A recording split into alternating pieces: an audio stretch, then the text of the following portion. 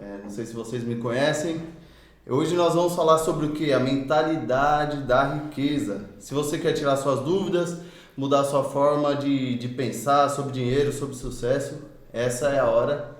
E antes de mais nada, já pega o seu cafezinho, a gente já está aqui com nós. Pega o seu caderno para anotar tudo que a gente vai conversar aqui. E antes de mais nada, quero pedir também, deixa o like no vídeo, já se inscreve no canal e manda para o máximo de pessoas que você tiver, que você acha que precisa, não é verdade? Sair da pobreza. Essa é a hora. E outra coisa também, já aproveitando, fale aí no chat como que tá o som para vocês, está chegando legal? Comentem aí, por favor, tá bom? E antes de mais nada, eu queria apresentar o nosso convidado do nosso primeiro podcast, hein, galera? Apóstolo Ricardo Melchert, que é empreendedor, educador financeiro, manja muito quando o assunto é operação na Bolsa de Valores. Seja bem-vindo, apóstolo. Obrigado. Olha, não só a mim, né? Mas olha aqui, ó, tem a Tati, o Alexandre, o Felipe, que serão apresentados também e vão falar.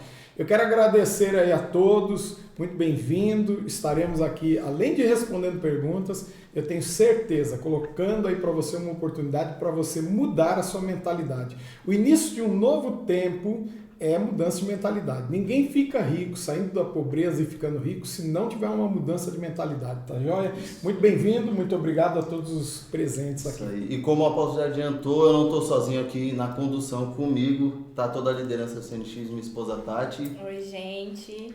É um prazer estar aqui, né? É um assunto que faz a gente vibrar um pouquinho mais e a gente está bastante interessado, vai ser muito interessante fazer isso com vocês. Aqui é a Alexandra também. E aí, galera, tudo bem?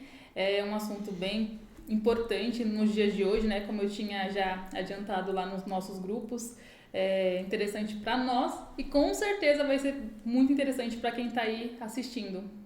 Felipe. Fala, galera, então que vocês metam o dedo no like aí, se preparem, anotem, pega o bloco de notas do celular, abre aí, porque eu acredito que hoje vai ser muito proveitoso, né? Tirem o máximo de dúvidas que vocês tiverem e vão anotando as perguntas aí, quem sabe a sua pergunta não é respondida no chat durante a nossa live aqui, beleza? E importante, o Felipe já falou sobre perguntas, a gente já preparou algumas, na verdade já pedimos algumas perguntas para vocês há um tempo, porque no final dessa transmissão teremos o sorteio de 2 livros, aqui ó, com a Alexandre e com a Tati. Axiomas da Prosperidade. Isso. É um deles, e o outro é Quero Ficar Rico, do Rafael Seabra. Então, você que já mandou as perguntas, fiquem tranquilos que no final vai ter o sorteio. E aí comente durante a nossa transmissão aqui, durante o nosso podcast, certo? E, antes de mais nada, o ganhador, já fique sabendo, nós teremos, o ganhador de todos os outros, né?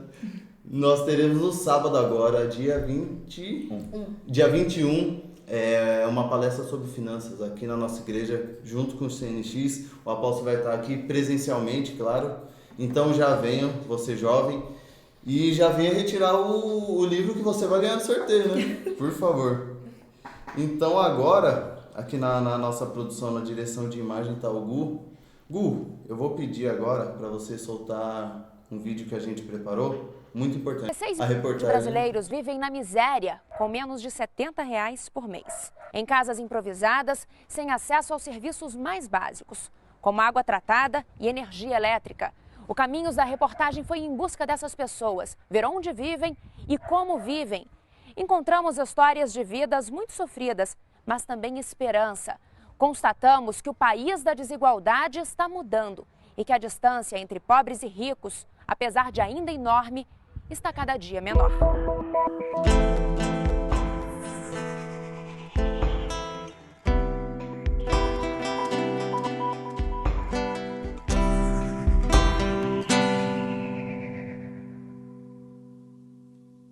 A pobreza, eu acho que é ver num lugar desse, sem ter dignação, ter um lugar digno para morar.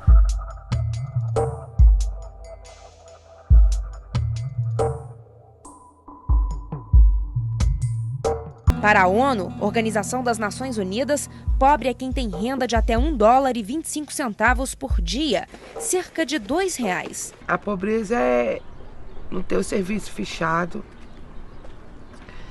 não ter uma casa boa para você morar. No Brasil, o Ministério do Desenvolvimento Social definiu como pobre quem vive com até R$140 por mês.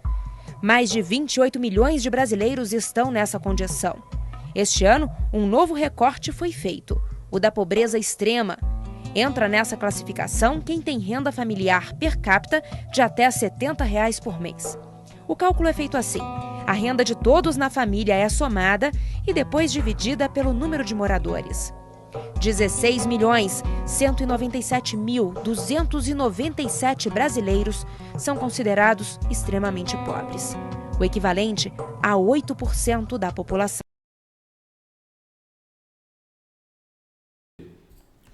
Beleza, pessoal, vocês viram aí essa reportagem. Essa reportagem, na verdade, ela é uma reportagem um pouco antiga, né? Já fazem 7 anos que essa reportagem passou, mas todos nós sabemos que essa questão da pobreza no nosso país, ela acontece ainda, né? É uma coisa que a gente vê em todos os lugares, não só em São Paulo, mas em várias capitais dentro do Brasil.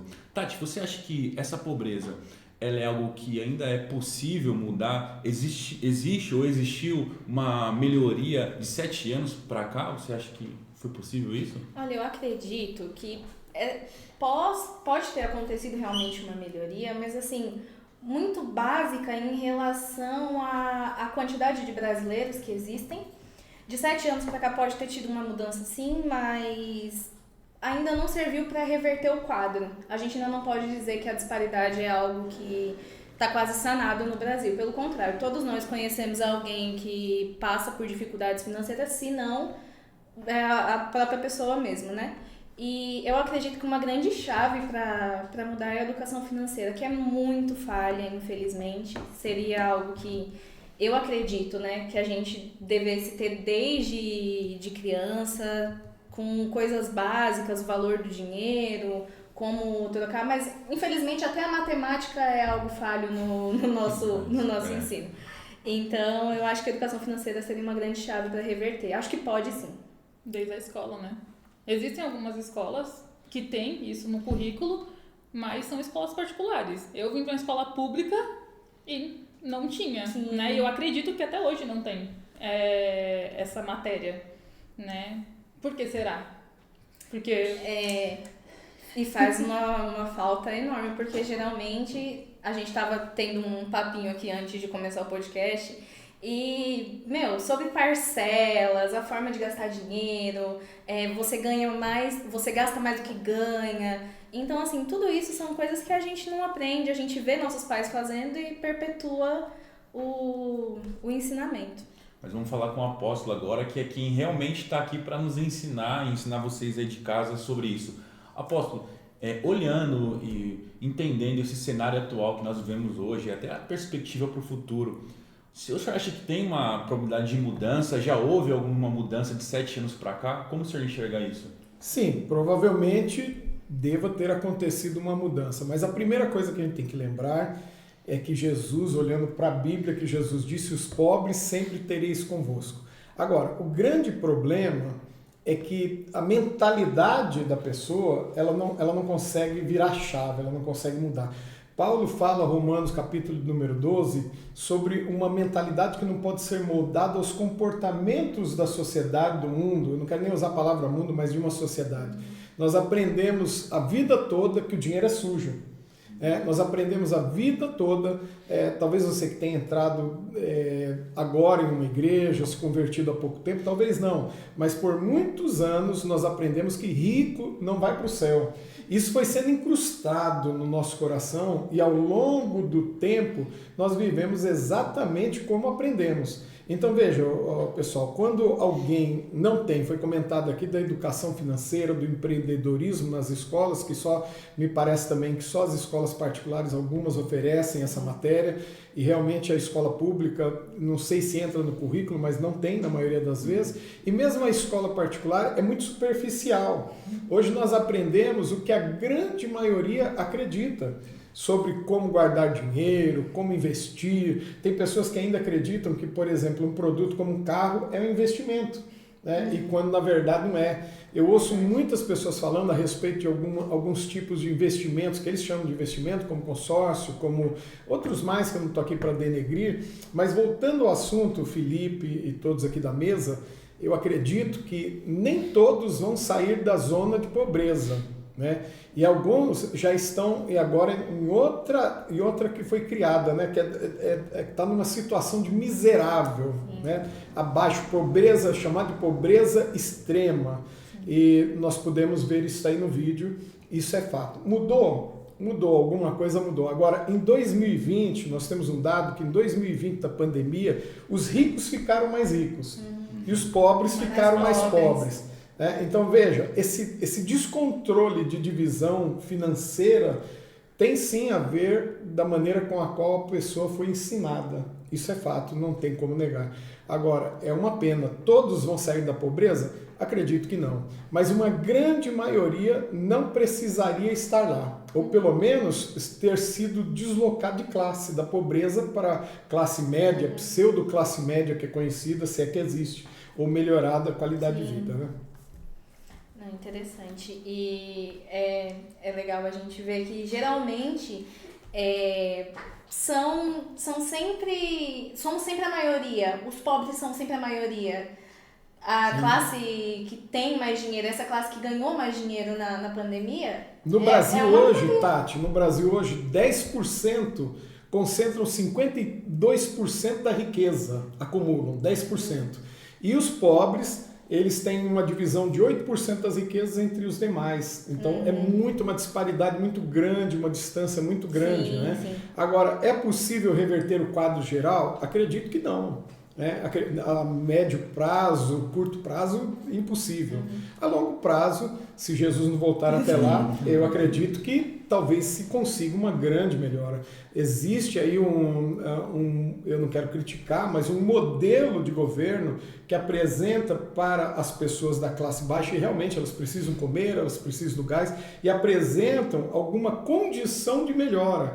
Mas, por outro lado, a gente percebe que eles estacionam naquilo porque eles nunca tiveram uma educação financeira. Sim. A culpa né? Alguém comentou aqui, será porque, né? Não há interesse em que você que está aí do outro lado aprenda sobre educação financeira.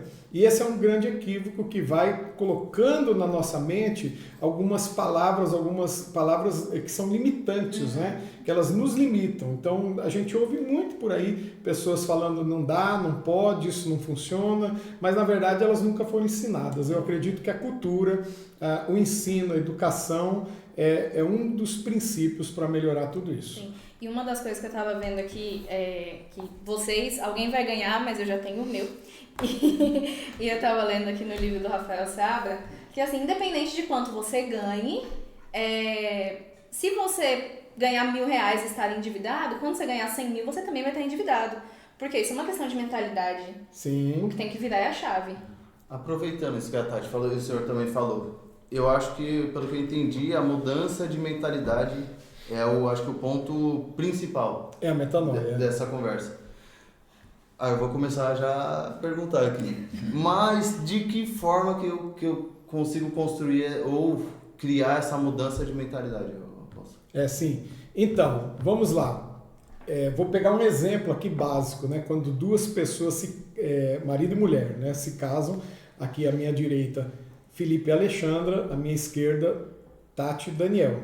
Quando se casa, um traz um costume e o outro também. Então ele trouxe o costume da família dele, com o qual ele foi criado, e você trouxe o costume da sua família. E ali, provavelmente, deve ter acontecido algumas divergências. Não, a minha mãe não me ensinou assim, mas a sua ensinou. Então veja que há uma disputa dentro daquilo que foi ensinado. Como é que eu faço? É como vocês fazem no casamento. Alguém vai ter que ceder, não é verdade? Tem uma história de um alce, 2 alces da montanha, num caminho que só caminhava um alce. E os dois se encontraram em ribanceira, e um caminho só dava para passar um. Quando os dois se encontraram, um deles, com uma inteligência enorme, deitou no chão para que o outro passasse. alguém vai ter que deitar no chão.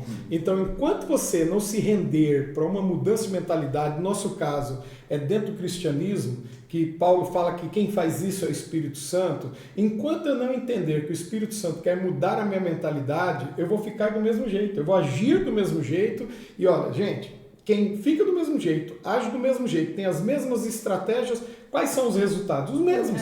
Se você não teve resultado até agora, você nem terá novos resultados se a sua mentalidade não muda. Então, é muita oração, jejum e conhecimento. Porque quando a gente investe no conhecimento, vocês vão ganhar um livro aqui, ó. Um não, 2, né? Vão ser sorteados. Quer dizer, cada um vai ganhar um. Olha aqui, ó. Temos 2 livros aqui, ó. Então, por exemplo, quanto é que custa um livro desse? Eu sei, mas não faço questão de falar. Mas, por exemplo, quando eu não coloco isso aqui, ou parte dele, dentro aqui da minha mentalidade como aprendizado, o que acontece? Eu vou ficar do mesmo jeito. Então, é se aprendendo que muda. Essa é a minha ideia, né? E não adianta aprender e não exercitar. Ah, isso é muito bom. Já está fazendo na prática, não é? É muito bom, é importante. Então, eu acredito que a gente tem uma lista gigante aqui de perguntas. Muita pergunta. Muita pergunta, eu posso hoje sair daqui. Vamos responder. Já tem uma aqui que a gente separou, que é da Alaine. A Alaine, ela perguntou assim, apóstolo, quais os pilares financeiros? Tá. Essa é uma pergunta técnica, né, que a Alaine fez, quais são os pilares financeiros. Eu anotei aqui e deixei aqui, ó. Por exemplo, eles se referem a fundamentos essenciais. Então, vou passar aqui, ó.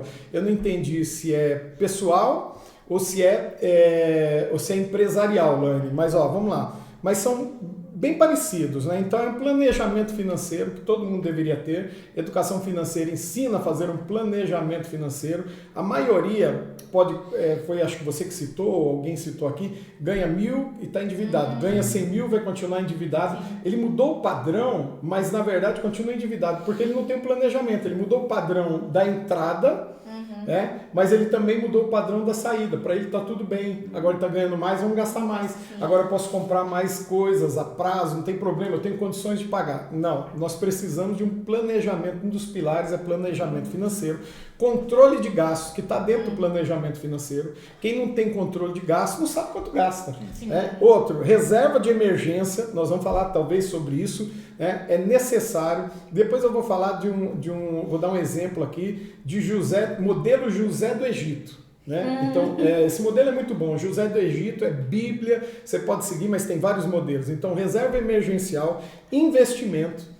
Investimento, na grande maioria, é mito. As pessoas, para a mentalidade da grande maioria, o que eles pensam a respeito de investimento? Eu já não tenho nem para a minha vida, como é que eu vou investir? Sim. Mas o investimento não começa com 1 milhão. O investimento, ele começa com a prática. Você falou que ele está exercitando na prática, não é? Sim. Então, investimento começa na prática. Quem nunca pratica investimento, nunca vai ter nada investido. Mas eu só tenho R$10 sobrando ou 20, investe. Investe 10, investe 20, mas aonde? Isso é uma outra questão, né? Investimento é uma outra pilar aqui do que a Alaine fez a pergunta. Gestão de dívidas. Eu tenho que ter essa gestão de dívidas. Essa gestão de dívida no empresarial, né, como pilar financeiro, ele muda o nome, mas é a mesma coisa. Educação e conscientização. Essas daí são os pilares. Agora, se for financeiro e empresarial, muda pouca coisa, mas basicamente é isso. É uma pergunta técnica, eu acho que é muito bacana, mas na educação financeira todo mundo teria que aprender. Sim. O que me chamou a atenção, né, nesses pilares um pouquinho foi a gestão de dívidas. Como seria feito? Como a gestão de dívidas. Isso. Então, primeiro, evitando endividamento excessivo. Então, quando eu tenho um planejamento do meu financeiro, então vamos lá, casal, quanto é que você ganha, quanto é que ele ganha? Não tem quanto ele ganha, quanto ela ganha, lógico, quanto ele ganha, ela ganha, juntou. Quanto é que nós ganhamos? Nós ganhamos R$10 mil por mês. Então agora nós vamos fazer uma gestão de dívida. O que nós vamos, depois lá na frente nós vamos conseguir explicar. Nós vamos fatiar como uma pizza. Então, para cada um tem uma medida. Então tem alguns conceitos que dizem assim, 60% você gasta com essencial, 40% você gasta com tal. Tem outros que dizem que 50% você gasta com essencial, 20% você gasta... Cada um tem uma medida. Mas o casal, juntando os dois e tendo um planejamento financeiro de dívida ou de compromisso, como eu prefiro falar, então vamos lá, nós pagamos aluguel? Sim, então coloca no papel, aluguel, quanto é? O que mais? Quanto nós gastamos no supermercado? Tanto? Alguém me disse assim, mas eu tenho que ficar anotando tudo? No começo, sim. No começo é necessário, você faz necessário. Mas ao longo do tempo, isso vai virando tão prático que você já sabe quanto entra e quanto você gasta e quanto você pode gastar. O grande problema é que nós gastamos, o brasileiro gasta mais do que ele recebe. Um dado aqui para todo mundo. Nos Estados Unidos, ou no Japão, eu tenho um amigo que está no Japão recentemente, mas enfim, com alguns dias trabalhados você compra um iPhone. Com alguns dias trabalhados. No Brasil, o brasileiro trabalha quase que um mês inteiro ou mais para pagar um iPhone ainda por um ano inteiro. Um ano inteiro. Então, essa daí é a gestão de dívida. Eu não posso colocar meu pé onde eu não alcanço. É um ditado popular antigo. Você só coloca o seu pé onde você alcança. Se você ganha 10 mil, você não pode gastar os 10 mil. Porque dentro desses 10 mil são as fatias da pizza. Eu tenho aquilo que é essencial, eu mudei o padrão, olha, nós tivemos um aumento de mais 2 mil reais. Opa, subiu o padrão, aquilo que está entrando na minha vida financeira, certo? Mais 2 mil reais. E qual é a tendência? Agora que a gente está ganhando mais, vamos gastar um pouco mais com isso, com aquilo? E aí você sobe o padrão também das dívidas. Então, esse não funciona. Quem ganha 100 mil vai andar em dívida porque ele sobe o padrão financeiro de entrada, mas também de despesa de gastos. Então, você tem um padrão gerenciado. Você vai gerir. Quanto é que nós gastamos? Tanto por mês. Subiu o padrão. Opa, dá para investir mais. Dá para fazer o caixa do tal do dinheiro emergencial, do valor emergencial que todo mundo precisa e que eu acho que nós vamos ter tempo para explicar depois. É importante falar, apóstolo, também, que a gestão de dívidas não é somente para quem é casal, principalmente para a galera que é mais nova, porque assim, eu vou falar de um exemplo de quando eu iniciei meu primeiro trabalho. Meu primeiro trabalho, então, eu não tinha dívidas, eu não... Quando eu comecei a trabalhar, comecei a ajudar com algum valor dentro de casa, mas assim, não tinha um valor fixo que eu tinha que arcar todo mês. Então, toda a grana que eu recebia, eu gastava com roupa, gastava com comida, e com coisas que assim, eram fúteis e que, de certo modo, no final do mês eu estava duro. Sem pensar no futuro. Sem pensar no futuro. Então, assim, a gestão de dívidas, ela vai te levar não só você saber essa pizza, onde você gasta e o que gastar, mas pensar também no futuro para quem é solteiro, e para quem é jovem também. Olha, muito bem lembrado. A gestão de dívida, esse controle financeiro de modo geral, ele funciona para qualquer pessoa. Agora, quem é jovem, está começando, ele tem uma oportunidade muito maior do que quem quer começar lá na frente. Ele tem uma oportunidade maior agora. Uma boa gestão financeira para quem trabalha, às vezes nem ganha muito, Felipe, nem ganha muito, mas se ele tem uma boa gestão financeira e ele segue os passos direitinho, então ele vai fazer uma projeção de longo prazo. Daqui 20 anos, o dinheiro está trabalhando para mim. Não é impossível. Agora, o grande problema é que a nossa mentalidade é a mentalidade do hoje. Nós pensamos no hoje, É muito difícil. Fazer uma faculdade de 5 anos, não, é muito tempo. Mas os 5 anos vão passar do mesmo jeito. E passa voando, Passa voando. Passa voando. E você deixou de fazer. Você deixou de fazer. Então, eu penso que é muito importante para os jovens. Eles têm muito mais favorável. Por isso que eu sou de acordo e favorável, como educador também. Já lecionei muitos anos. Eu sou favorável que toda escola deveria ter educação financeira. Educação financeira falando sobre empreendedorismo. Mas é algo sério. Não é aquela pincelada na escola que coloca um blá blá blá para o aluno dizer que teve a matéria. Não, algo sério. Para direcionar os alunos, porque a educação, eles vão crescer com aquilo ali, eles vão entender como lidar com o dinheiro. Porque eu percebo que as pessoas não sabem lidar com o dinheiro. Elas têm dificuldade de lidar com o dinheiro. Muitas vezes é emocional também. O dinheiro é emocional. O dinheiro é emocional. Agora, veja, a gente ouve muitos casos de pessoas que ganham grandes prêmios em loterias, E a primeira coisa que a pessoa pensa, ela quer um bom carro, uma boa casa, eu quero uma casa também na praia, uma lancha. Ela não se dá conta que tudo isso tem impostos, tudo isso tem despesas Sim, mensais. sim. Logo, ela vai ficar sem um grande prêmio, e ela vai se desfazendo dos bens dela, e ela vai voltar para onde? Pra Pobreza. pobreza. Para o mesmo lugar, É. porque ela não teve uma educação financeira, ela não sabe qual rumo tomar. É basicamente isso. A gente, né, tratando mais com jovens, como o Felipe falou, a maioria ainda não é casado. E Sim. tem algumas perguntas relacionadas a isso. Uau, vamos responder. Uma das perguntas foi o Mike que fez. Ele tá planejando aí casar. Ah, o Mike, um abraço, Mike. Planejando não, já está. Mike Liriel. E ele fez uma pergunta assim: qual seria a melhor forma de iniciar a minha família sem me afundar nas dívidas? Ah, isso é simples, é não se afundar nas dívidas. Não é?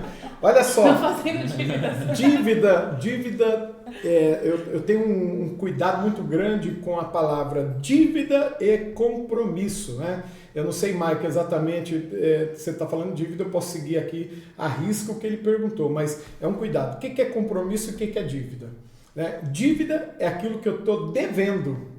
Ah, mas eu comprei um carro, eu estou devendo, né? Mas se eu tenho, está dentro do meu orçamento, o meu planejamento de gasto, de despesa, e aquilo ali é aceitável, não vai corroer o meu dinheiro, o dinheiro da família, do jovem, que vai vai entrar no casamento, então eu vou comprar aqui um móvel para nossa casa, mas o meu salário comporta, dá para pagar, eu vou pagar até o dia do casamento, enfim, alguma coisa nesse sentido. Esse é compromisso, eu tenho Sim. como pagar. Acho né? que provavelmente foi nesse sentido, né? do compromisso. Agora, penso eu, né, na minha pequena sabedoria, que casamento realmente, na maioria das vezes, não começa do jeito que a gente sonha. Né? Eu, por exemplo, quando me casei com a Neide, aliás, um abraço para a Neide aí, ó, minha esposa, mas quando nós casamos, nós tínhamos o guarda-roupa, a cama e a cozinha, nós tínhamos a mesa, o fogão e a geladeira. E a pia, né? Evidentemente. As panelas lá para fazer comida, porque senão não tem como comer. Né? Mas nós acreditávamos o tempo todo que juntos, fazendo um bom planejamento financeiro, a tal das pilares financeiras aí, né? Então, a gente fazendo um bom planejamento, nós cresceríamos. Então, nós começamos um casamento sem dívida. Nós começamos com pouco, mas sem dívida. Sem ostentar, mas sem dívida.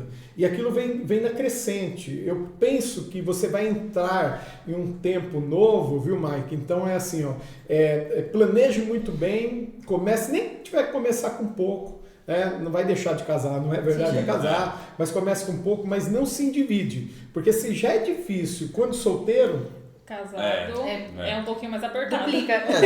Dobra. duplica. Mas Eu eu espero posso, aproveitando a pergunta dele, o senhor acha então que é viável viver um degrau abaixo nessa situação para evitar o endividamento? Tipo assim, deixar um pouquinho de sair, priorizar outras coisas, priorizar no começo um investimento. Não, pra na colher nossa frutos. vida talvez não caiba um investimento, porque o investimento, eu não sei no caso dele, mas já deveria ser feito, e dentro da educação financeira, o investimento deve acontecer com uma criança já, um pré-adolescente, aos 14 anos ela já deveria estar investindo. E não é próprio aqui da nossa cultura, do nosso Brasil. Mas respondendo a sua pergunta, muito boa, né? Então vamos lá, no seu caso dele, mas eu faria o seguinte, eu tenho que comprar, e eu não tenho como comprar à vista. Tudo bem, mas está dentro do teu orçamento, daquela renda que você ganha, daquilo que se ela vai ajudar nesse primeiro momento, a futura esposa, né? Está dentro da renda de vocês, tem compromisso, tá bom? Então tenta o mais rápido entrar para um casamento já para quitar aquilo. E é melhor começar no degrau abaixo, eu vou usar agora, mudar o termo, né? Começar no degrau abaixo, como eu citei aqui, às vezes sem o carro que a gente quer no casamento, sem a TV a cabo, sem muitas coisas que nós sonhamos, mas começar o casamento também sem dívida, sem nenhum compromisso. Então, tudo que entrar ali para os dois, agora sim, eles vão fazer um gerenciamento juntos, antes sozinho, agora juntos, e aí vai dar certo.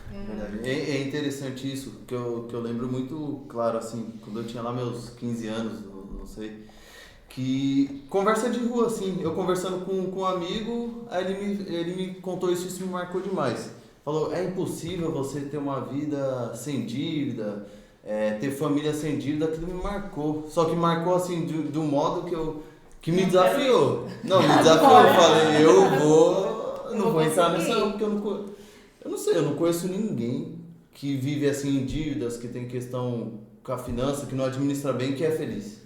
Que consegue dormir.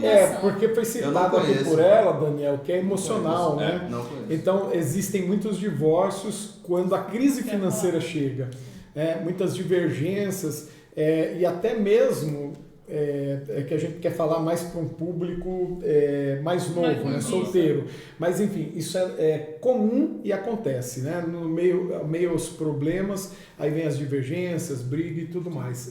Isso é comum. Então, geralmente, a falta do dinheiro vai mexendo no emocional, porque dinheiro é emocional. E começa também na juventude. Porque eu posso falar do meu caso, acredito que tenham mais pessoas assim, que nem o Daniel falou, é impossível viver sem dívida. Eu venho de uma família e de um meio onde comprar é prioridade. Eu preciso comprar. É o consumismo. É o consumismo. Eu preciso comprar, eu preciso comprar. Não, depois a gente se vira pra pagar. As Casas Bahia, eu falei.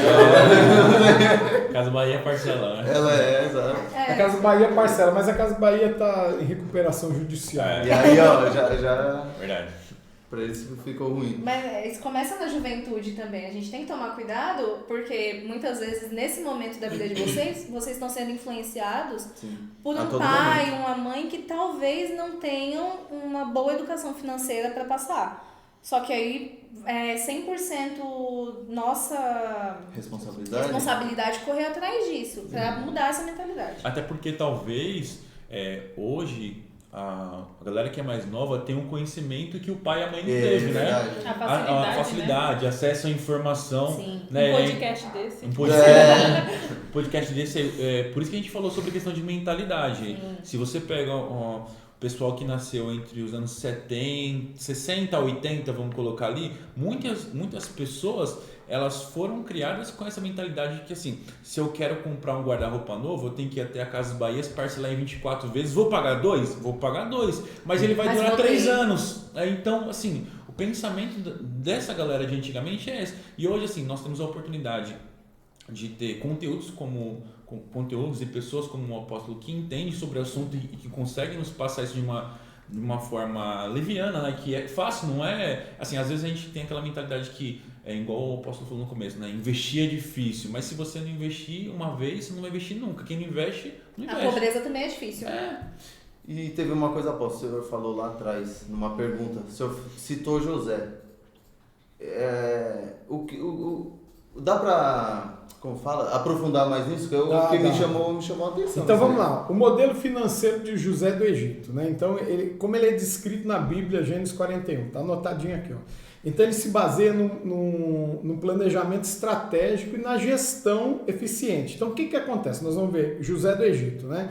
Primeiro, ele teve uma previsão que muitas vezes nós não temos, ou seja, ele teve a revelação de Deus que ia acontecer algo no Egito, que haveria um tempo de fome.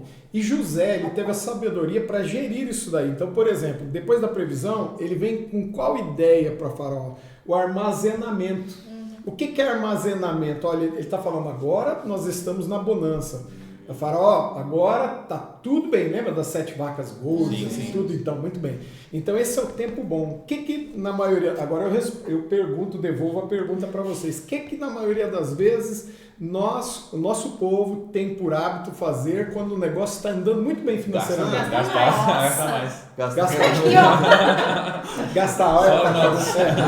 Gastar. José foi contra isso. E José vem com um planejamento, vem com uma estratégia que é conhecida como a estratégia de José do Egito, o armazenamento. O que é armazenamento? É investimento. Então o que José está falando? Investe agora, porque lá na frente, quando vier a necessidade, você já investiu. Quando você fala de jovens, a gente compreende o quê? Eu citei aqui, é muito mais fácil para eles. Um jovem de 14 anos que começa investindo agora, que tem essa consciência que precisa investir agora, quando ele tiver 30 anos, Olha só, já são 16 anos à frente. 30 anos, ele vai estar muito bem financeiramente. Ah, mas é pouquinho. Não importa. Ele vai estar muito bem, porque ele já entendeu que é o armazenamento. Quantos jovens tem, você citou aqui, bons empregos e estão sempre duros, né? Ele não tem um pau para dar no gato. Não é para bater no gatinho não, né? Mas olha só, não, o gatinho não. Então, José ele veio com uma gestão. Ele foi responsável em gerenciar todo o recurso do Egito. Aí ele faz uma adaptação, uma capacidade que ele teve imensa para fazer essa adaptação a uma cultura egípcia, e ele traz uma cultura dele, né? E ele traz, e o que acontece com o Egito? O Egito entra num momento de fome, num período de fome, de escassez, e aqui nós poderíamos mudar, né? Entramos num período, não agora, mas eu já vivi um período, Felipe, de inflação altíssima no Brasil. Era pior que hoje. O que é isso?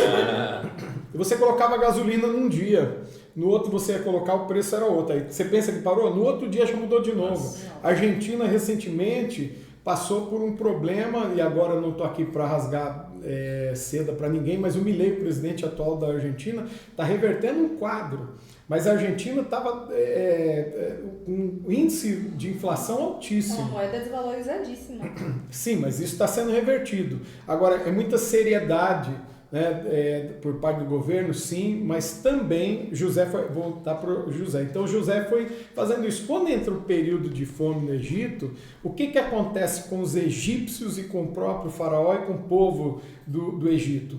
Eles têm armazenados. Então presta atenção, isso aí fala muito daquele dinheiro, daquele valor emergencial que nós temos que guardar. Então muita gente que está nos assistindo não vai saber disso. Qual que é o valor emergencial que eu devo guardar? Bom, distingue de cada um para cada um. Qual é a sua despesa que você tem, junto com o Daniel em casa? Não precisa falar, tem uma despesa X. Então vou colocar aqui, vamos chutar. Nós temos uma despesa de 2.000. Então esse valor emergencial que tem que ser guardado é de 6 a 12 meses. O que ele simboliza de 6 a 12 meses? Quando você ajunta de 6, vai sempre colocando um valor lá guardado para emergência. E em um determinado tempo você conseguiu juntar um valor de 12 meses, que representa 12 meses. Caso aconteça alguma coisa, o tempo da seca, né?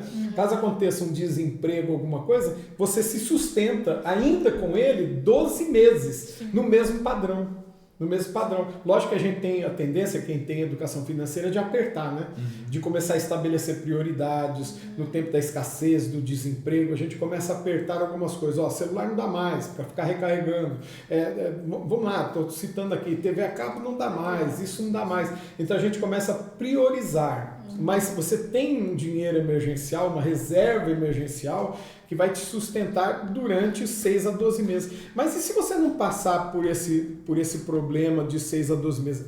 Entendendo que aquela reserva ela é investida como emergencial, né? Como reserva emergencial. Mas ela é investida e ela vai multiplicando.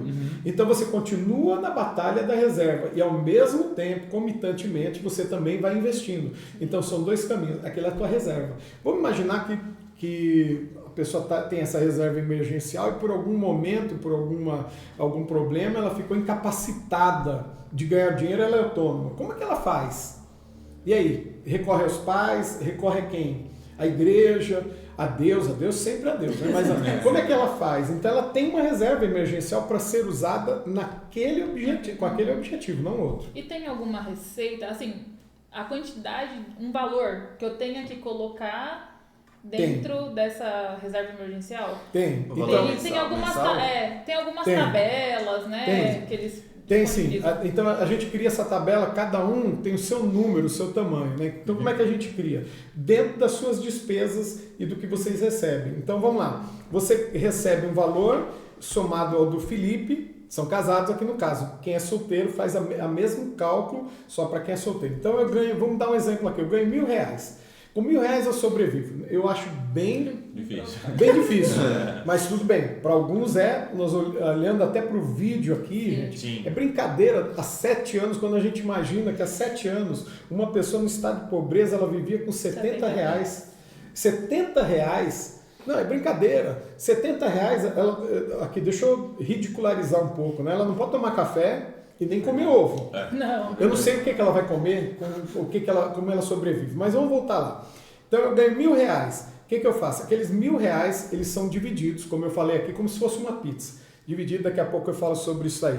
Essa divisão, então eu tenho dinheiro que eu uso para as minhas despesas, que são as despesas essenciais.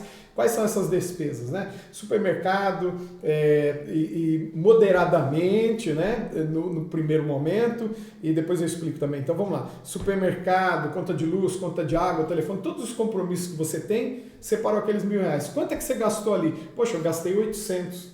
Tá? E agora vem mais uma parte ali que eu nem falei, né? Que aqui no nosso caso, que é o dízimo, que é a primeira parte. Então eu já tirei o dízimo, então só sobrou 100. Se eu tirei 100, gastei supermercado, sobrou só R$100. E agora, o que eu faço? Eu vou guardar R$30, R$20, vai de cada um. Né? Não deveria ser assim, porque ainda tem outras fatias que são necessárias. Recreação, diversão, passeio, está lá dentro daquilo que eu também preciso emocionalmente e também um valor para investimento. Então, vai de cada um para cada um. Vamos supor que você ganhe, junto com eles, somando R$15.000. Estou só aqui supondo, R$15.000. E vocês gastam 2, perceba que agora de 2.000 essencial para 15.000, sobraram 13. Sim. É muito mais fácil você dividir essa pizza do que alguém que ganha menos. Sim. É por isso que a gente sempre diz, eu comentando aqui antes do podcast, há uma conformidade também. Né? Tá tudo bem, eu estou ganhando do governo R$500, é a minha bolsa tal, R$500, a bolsa da Bosch ali que o Felipe ganhou, é bolsa tal, eu estou ganhando aqui, tá tudo certo. E ela se conforma muitas vezes com isso. Agora, quando que ela vai sair disso? Quando que ela vai conseguir investir? Quando haverá uma melhora financeira na vida dela? Talvez nunca. Sim. Né? Talvez nunca. Por quê? Porque ela não mudou a mentalidade. Agora, o que eu faria ganhando pouco e não tendo como fazer isso aí? Aí eu vou sim para uma opção de agregar valores à minha renda. Né?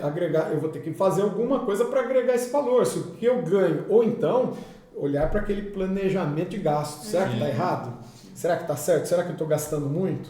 É muito dinheiro para lugares que não seriam desnecessários? O degrau abaixo, né? Às Pois vezes é. tem coisas que Pois não é, são pois necessárias. Por exemplo, eu estou fissurado em comprar uma calça de R$1.000. Mas é de marca, R$1.000. Não estou não, tá, gente? Eu estou só dando exemplo.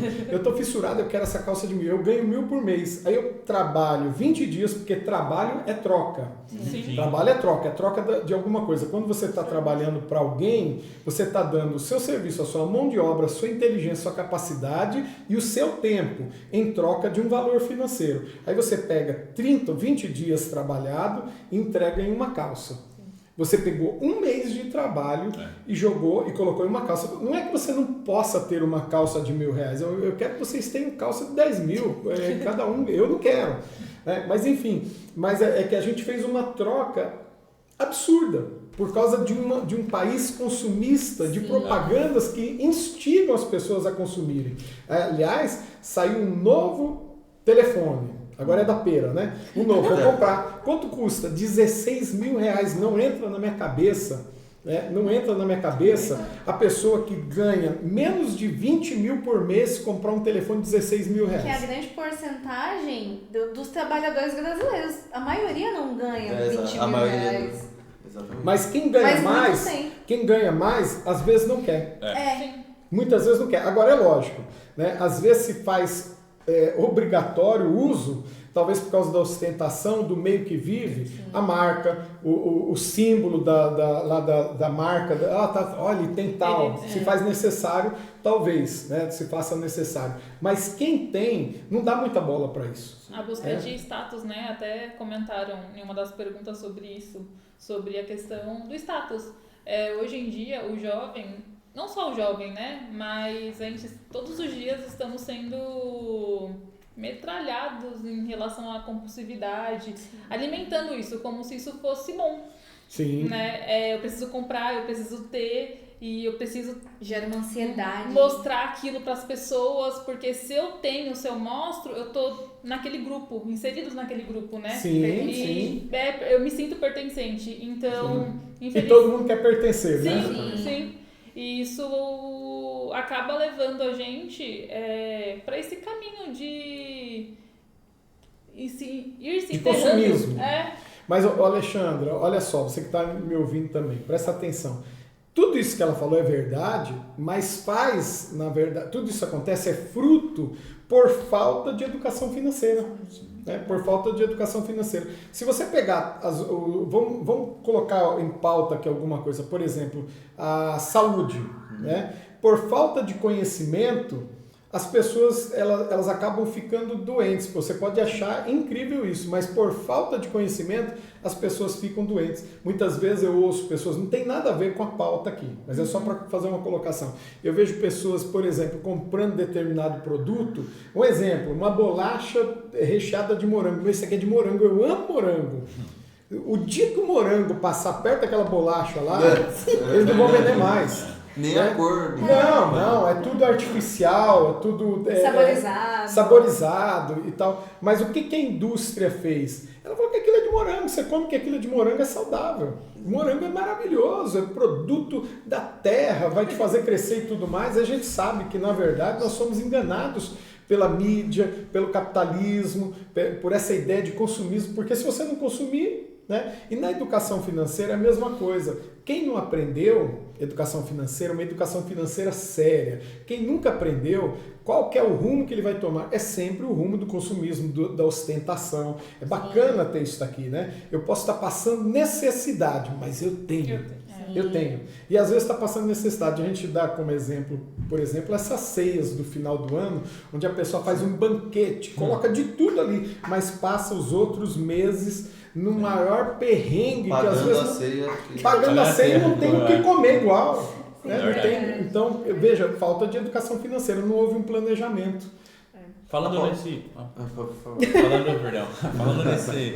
nessa parte de compulsividade, de compras e tudo mais, a gente recebeu uma pergunta que é: como sair do ciclo vicioso do cartão de crédito? Que eu acredito que é um ciclo que muitas pessoas passam, até para sustentar esses prazeres, né? Como alimentação, ou um celular novo, ou uma calça de R$1.000, vira um ciclo vicioso. Quem enviou essa pergunta foi a Stephanie. Muito bem, Stephanie. Olha, como sair do ciclo vicioso. Quebra o cartão. Ó, deixa eu te explicar uma coisa. Não é errado você ter um cartão de crédito. Algumas pessoas me perguntam, mas eles estão parcelando em 3 vezes, sem juros. Para mim é um grande negócio. Para que eu tô comprando 3 vezes sem juros? A pergunta é, você tem dinheiro para comprar à vista? Não tem. Se faz necessário comprar aquilo que você pretende comprar em 3 vezes, é extremamente necessário, uma prioridade. Você tem, são 3 perguntas, a outra, você vai ter como pagar, não vai comprometer absolutamente nada dentro daquilo que é essencial, dentro do teu planejamento, dentro do teu investimento, dentro daquela parte que você guarda para reserva emergencial e dentro de uma fatia que nós chamamos de generosidade. Eu tenho que ter uma fatia dentro, eu tenho 10% que é para Deus, a primeira parte é para Deus, alguns não concordam, tá tudo certo, mas não vou prosperar nunca, porque é bíblico, né? Então, outra parte, agora o que sobra, separei 10%, olha a pizza sendo montada aí, 10% para Deus, a primeira parte. Agora eu tenho o que é essencial, aquelas minhas despesas que são essenciais, tirei, quanto é que sobrou? Então agora eu tenho investimento, né, e valor que eu guardo, que é a reserva emergencial. Então, quanto é a reserva emergencial? Já ensinei aqui. Você divide o seu salário aí, vê quanto você tem que ajuntar para ter de 6 a 12 meses a longo prazo. Em 3, 4 anos você tem que ter aquele valor de 6 a 12 meses. E depois investimento. Sobrou o quê? Tem que sobrar algo que nós chamamos a fatia da generosidade. Se eu não tenho generosidade para dar para os outros, não se trata de presentear, de eu gostar da pessoa, não gostar da pessoa, se eu concordo ou não concordo que ela poderia trabalhar, eu vejo alguém no farol, não, podia estar trabalhando, é novo, fica aqui pedindo. Não é só no farol, mas essa fatia da generosidade, quando eu aplico generosidade, quer dizer, eu estou ganhando, Deus está me sustentando, tem uma fatia, não importa, 10, 20, 30 reais aquela fatia, eu aplico a generosidade. E Deus abençoa quem é generoso. Então, às vezes, eu cumpro todas as fatias e não cumpro a fatia da generosidade. Então, como fazer com cartão de crédito? Está dentro de tudo isso daí, você consegue fazer essa divisão? Beleza. Compra aí em 3 vezes. Agora, eu não compraria. Eu faço de tudo para comprar tudo à vista. Mas eu quero, eu preciso. Então você espera 3 meses, vai juntando 3 meses e aquele dinheiro você vai comprar à vista e mais. Você vai conseguir. Isso aí é balela que está te vendendo 3 vezes. Gente, eu tenho maquininha de cartão, eu sou empreendedor, nós temos empresa. Então olha só, essa história de que está te vendendo 3 vezes, 4 vezes sem juros, o juros já está embutido lá. Já está embutido. Negocia com ele. Negocia com a pessoa, eu compro à vista. Quanto você me faz à vista? Se ele tirar 5% à vista, que é o que as empresas cobram de 5% a 6% nesse tempo aí, está embutido lá, se ele tirar, para você é muito mais vantajoso. E aí eu vou deixando, isso é uma prática, né? Você vai vivenciando, vai praticando, você começa a perceber. E quantas vezes a pessoa fala, não, vamos fazer o seguinte, eu não consigo tirar nada, mas eu vendo para o senhor 10 vezes. A pessoa já me fala isso, eu falo, não quero em 10 vezes, eu quero à vista e quero desconto, senão eu vou comprar em outro lugar. Aí a pessoa fala, então eu vou te fazer 5%, é o que eu posso fazer. Valeu, eu já estava disposto a comprar à vista. E a gente vai saindo do cartão. Às vezes é melhor esperar e comprar à vista do que usar o cartão de crédito. Porque o dinheiro, se você tem à vista e você vai parcelar, você vai gastar o dinheiro com outra coisa. Sim. Vai sair dentro do seu gerenciamento. Você vai deixar guardadinho para pagar aquilo. E agora você gastou o dinheiro e tem 3 parcelas para pagar, né? Pode falar. E acontece muito isso, né? A pessoa acha que o crédito do cartão de crédito é uma extensão do salário a mais. Não, como se ela não tivesse que pagar a fatura no outro mês, né? E aí acho que é aí que se enrola. Tá comprometendo, né? Sim, e é o que eles mais fazem, né? A pessoa fez 18 anos e um dia, chega um cartão de crédito sem ela pedir na casa. É muito fácil. Não pode. Mas, Não pode, é legal. Se chegar, você tem que ir no Procon, porque não pode chegar esse cartão de crédito para você sem você pedir. Então faz uma ocorrência no Procon, o banco, a empresa que te mandou o cartão sem você pedir, ela tem que prestar conta disso, tá? Cabe uma ação, não pode. Mas até em relação ao que o senhor falou dos meses, eu vou ser repetitiva e vou falar do livro de novo, porque foi muito bom. Para pessoas que fazem compras compulsivas, tem uma dica muito interessante que o livro me deu, que é assim, se é algo pequeno que você quer comprar, espera uma semana para ver se aquilo realmente faz sentido para comprar. Sim. E se é algo grande, espera um mês. Eu quero trocar de carro. É necessário realmente trocar de carro nesse momento? Espera um mês para ver se é necessário. Se não for, não troca. Sim. É verdade. É melhor dar um tempo para a tua impulsividade, né? Porque às vezes, hoje, pode parecer bem claro que você precisa de determinada coisa, né? Aí você dá uma descansadinha, depois você começa a pensar, o racional começa a trabalhar falando, você vai trabalhar mesmo? Todo esse tempo para comprar isso você não precisa. Sim, é verdade. Então é verdade. E você vive sem. Aquela semana, aquele mês, fala, poxa. Falo por mim, né? Quando eu vou comprar alguma coisa no dinheiro, eu penso muito mais se eu preciso daquilo do que quando eu vou comprar no cartão de crédito. Né? É um exemplo sobre isso que a gente Daniel tá falando. tinha uma técnica de quando ele ia sair, não sei se você lembra, amor, você usava dinheiro físico. Sim. Porque ele via o dinheiro indo embora. Eu sacava o salário inteiro, tinha os envelopes, deixava tudo com o nome e deixava tudo lá. Funcionava. Funciona. É porque o que acontece... Não tem a ver com casamento. Eu acho muito bom. Eu acho que o que acontece, a pessoa ela deixa ser levada pela emoção e pela impulsividade, mas assim, o fato de você, por exemplo, ter uma carteira aqui que você pode ir no Google Pay, no Samsung Pay, no Apple Pay, você pode colocar o seu cartão de crédito, seu cartão de débito. Então você chegou aqui, eu vou comprar um lanche ali do Burger King. E você não aproximação. Eu vou... Não dói, né? Não dói. Sair da igreja aqui, vou passar aqui na tia do Dogão que tem aqui, eu vou passar na padaria, vou passar na pizzaria aqui embaixo. Passa aqui, vai passar saldo no cartão. R$3,98. Justamente, é lá que eu ia chegar, o que acontece? Porque o seu saldo, ele vai gastando e você vai fazer, só vai chegando a notificação, chega um momento que você só esconde a notificação e não presta mais atenção. E o seu cartão de crédito tinha um limite de 1.000, já bateu esse limite de 1.000, chegou aqui no próximo pagamento, você vai ter que pagar suas dívidas mais 1.000 daquele cartão, né? Verdade. Houve um tempo que era bonito, né? Não sei nem se era bonito, mas as pessoas abriam aquelas carteiras assim e tinha vários Sim. espaços para cartão de crédito, né? Hoje eu recuso, né? Quando alguém me fala assim, quer o cartão de crédito? Não preciso de cartão de crédito, mas todo mundo precisa, não é todo mundo que precisa, não. Agora, eu tenho, porque algumas coisas, quando de fato nós vamos viajar, alguma coisa, e precisa do cartão, é necessário o cartão para você fazer a reserva, alguma coisa desse jeito, desse tipo, né? Mas a gente eu não comprometo o cartão, eu passo o cartão e pago imediatamente. Mas era bonito, hoje não, hoje nós recusamos aqueles limites altíssimos, tenho 50 mil, isso aí é um laço para a pessoa cair. Veja, se eu não tenho fundo de reserva emergencial, eu não tenho reserva emergencial, e eu tenho um cartão de 50 mil e eu ganho 2, 3, 4, 5 mil, se eu comprometer 50 mil, eu vou ficar no mínimo 4, 5 anos pagando. Porque eu não consigo despender ou entregar todo o salário. Se você manter o emprego. Não tem como. Então, que às vezes você perde. Pode ser um laço, né? Galera, aqui eu acho que a gente tem uma vinheta super top aí. E na volta da vinheta a gente vai voltar com dois áudios, que também tem áudio. Pra gente ouvir de perguntas. Ok?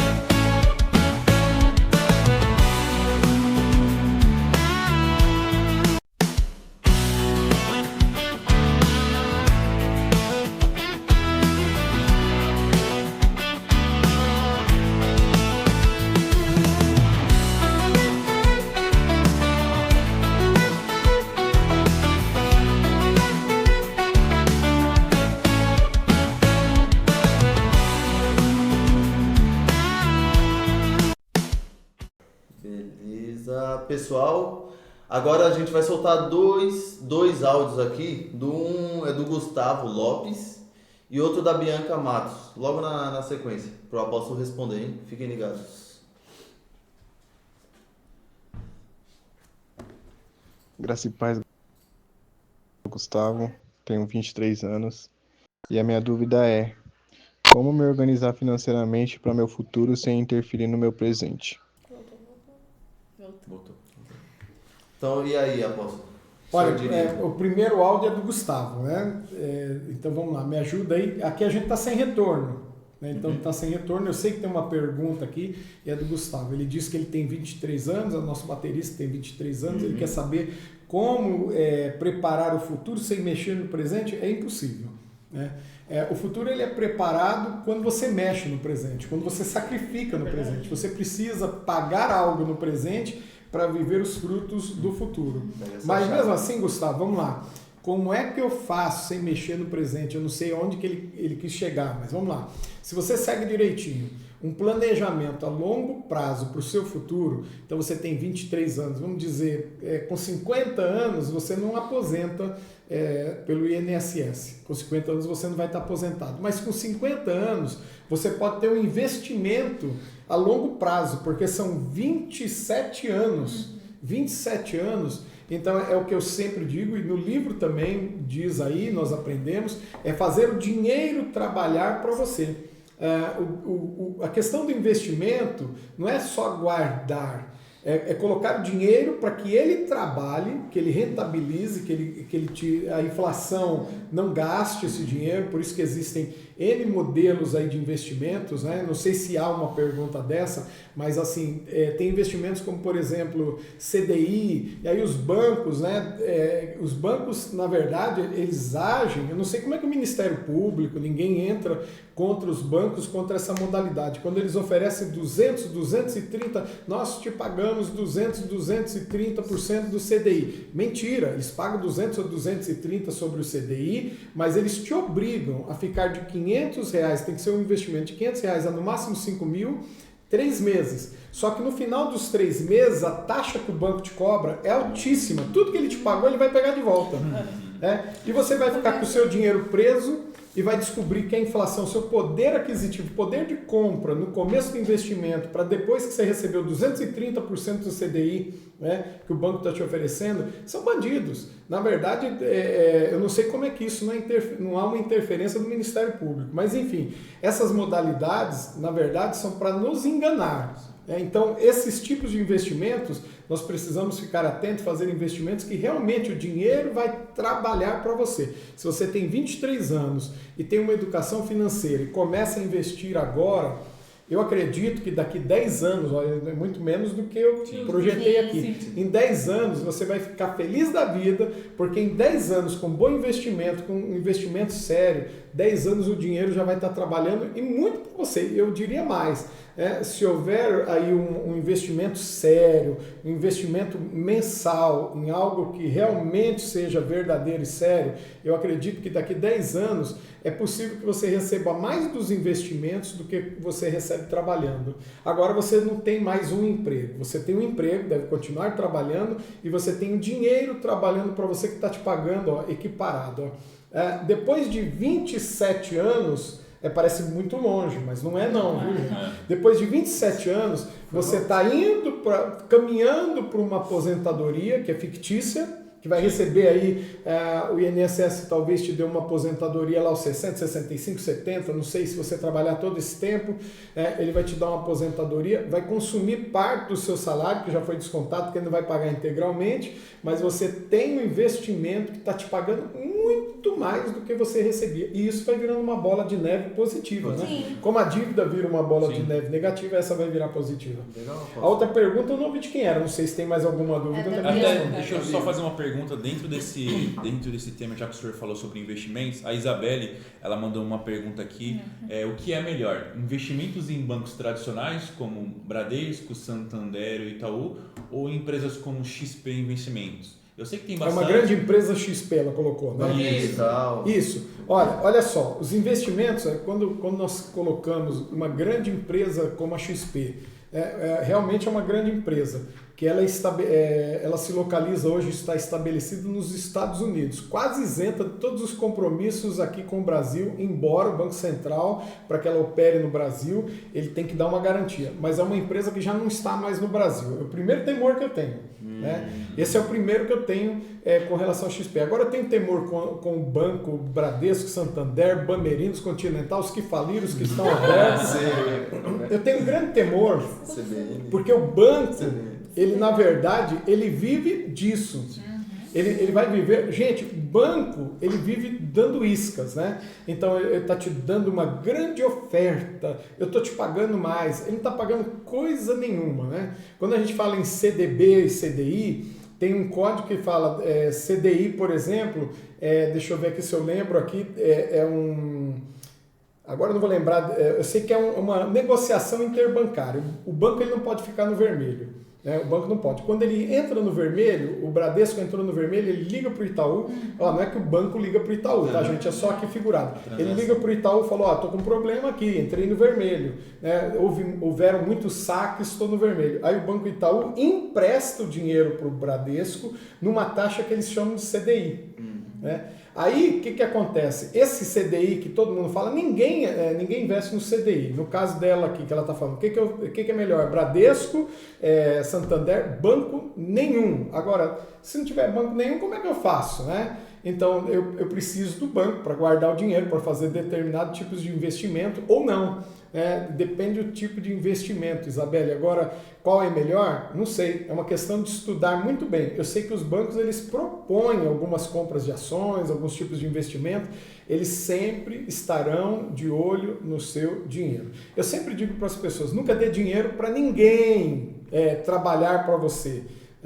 O dinheiro é seu, quem tem que trabalhar com ele é você. Então analise muito bem, veja quem vai te dar mais. Se o banco X, Santander, está te falando contratualmente, escrito lá que ele vai te pagar 20% ao mês, topa, e depois me indica que eu vou lá também. Eu quero ver isso no contrato, que ele vai pagar 20%. Porque hoje nós temos uma Selic a 14% ao ano, nós temos CDI que deve dar 14 e pouco, ou 13 ao ano. Então, quer dizer, é impossível banco querer pagar mais, quando na verdade ele está de olho no seu dinheiro, no meu dinheiro. Eu não sei se eu respondi, tem mais alguma continuação da pergunta dela? Não, é isso mesmo, até porque perguntas como essa, na palestra que o senhor vai dar no sábado no CNX, vamos esclarecer. até sai reforçando isso, no sábado no CNX às 19h30 nós teremos uma palestra com um apóstolo sobre finanças, né? E isso. Talvez possa ser que o senhor aborde Reforço isso mais mais, ou fale sobre outros temas. Né? Vou falar, inclusive vou falar sobre a questão do que eu falei aqui das fatias. Eu acho que no sábado seria interessante a gente falar, né?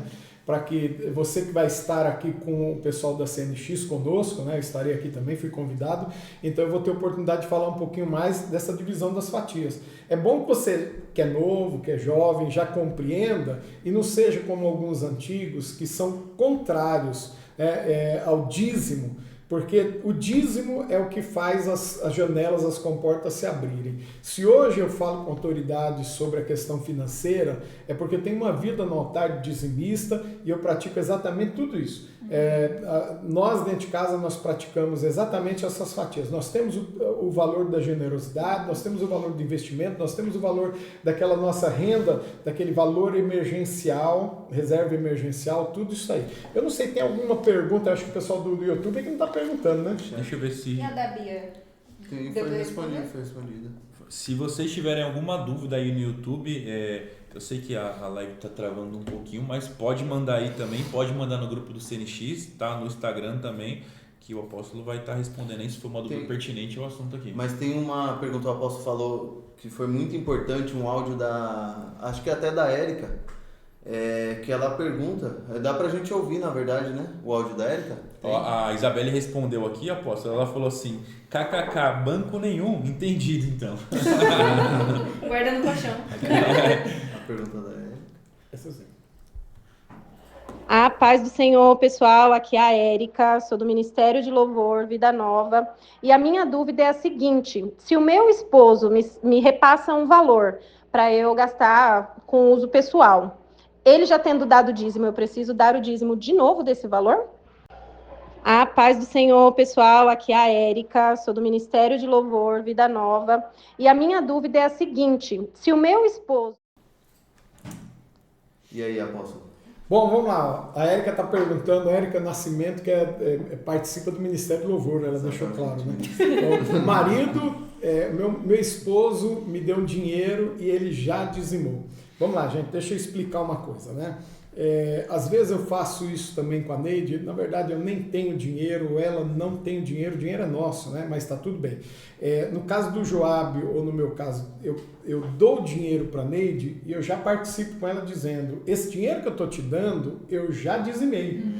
E ela fica à vontade, mesmo ela recebendo, nós somos ela fica à vontade para gastar aquele dinheiro todinho sem dizimar. Não há problema nenhum, já foi dizimado. Agora, mais, na verdade, errar para mais, até tá bem, né? Para a igreja vai fazer bem, né? Mas olha só, se você vai dizimar, esse erro é para mais. Agora, se você não dizimar o valor que você recebeu, que já foi dizimado, não há problema nenhum.